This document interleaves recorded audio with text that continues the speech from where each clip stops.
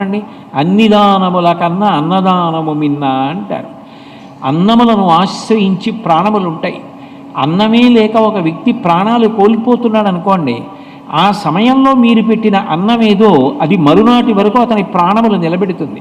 అంటే ఇప్పుడు ఒక వ్యక్తికి ప్రాణదానం చేసినటువంటి ఫలితం అన్నదానం చేసిన వాడికి దక్కుతోంది. పైగా ఆయన ఆ అన్నం తిని ఒక మంచి పని చేశాడనుకోండి, ఇప్పుడు ఆయన మంచి పని చేయడానికి కావలసిన బలం మీరు పెట్టిన అన్నంలోంచి వచ్చింది కాబట్టి మీకు కూడా ఆయన చేసిన మంచి పనిలోంచి ఫలితం వస్తుంది. అంటే దయ అన్నది ఉండాలి. కానీ అసలు సృష్టిలో మనిషి ఎంత గొప్ప పనైనా చేయగలడు. అందుకే పంచమహాయజ్ఞములను వేదం చెప్పింది. మనిషి మాత్రమే ఈ మహాయజ్ఞములను చేస్తాడండి. ఒక యజ్ఞం ఏమిటో తెలుసా? భూత యజ్ఞం. అన్ని ప్రాణుల యొక్క విభూతిని తాను